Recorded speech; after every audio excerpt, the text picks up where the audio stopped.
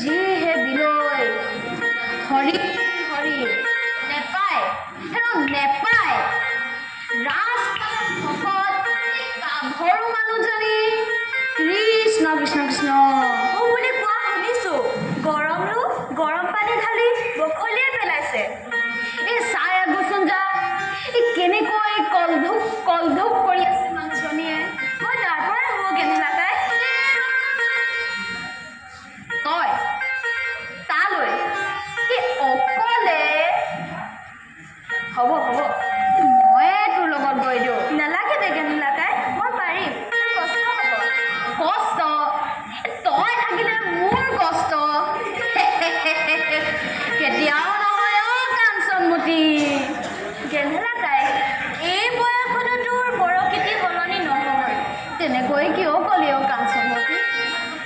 অকণমান উদযাচি সহায় কৰি দিওঁ বুলিয়ে এই চিধা চিধি বেয়াটোকে ভাব।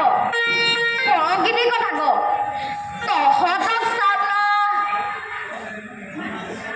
কি হ'ল? জোকৰ মুখত চূণ পৰিল নেকি? মই আহিলো। কি কলি? কাক কলি কথাষাৰ? তিৰি হৈ বৰ মতা দেখাইছ। গেন্ধেলাক এইষাৰ কথা কলি? বৰলা হলো বুলিয়ে মই তেনেকৈ কোৱা নাই নহয়। তেনেহলে কাক কলি কথাষাৰ? যিহে দিনকাল হৈছে, তোৰ দৰে ধুনীয়া তিৰিবোৰ তালৈ অকলে নহয় অ। মানে মন গৰে মোক নিবলৈ আহিব। মন আহিছে মানে আমাৰ সেই ভেদাৰ বোলে। হয় তই যা কাঞ্চনমতী, তই যা। মোৰ পলম হৈছে। কথা চুপাই থাকিলে যে নহব। তই যা।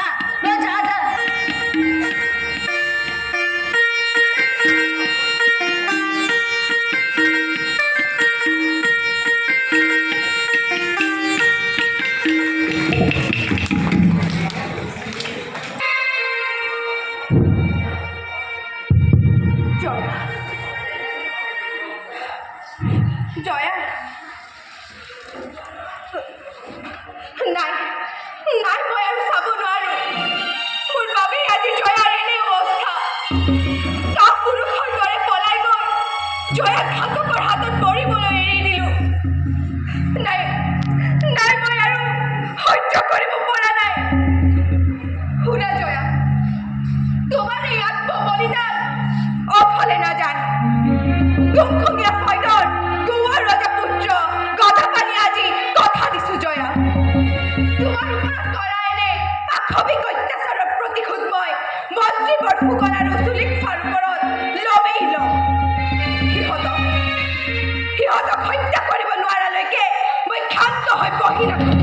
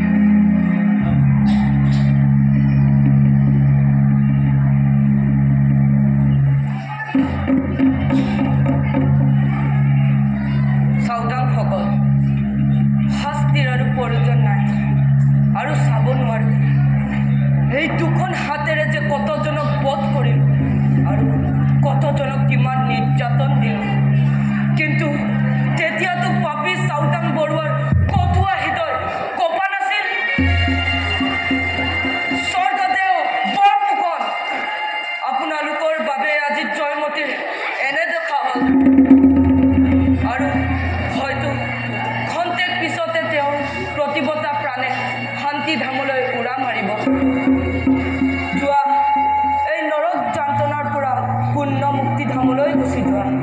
তুমি সতী, তুমি দেৱী, যোৱাৰ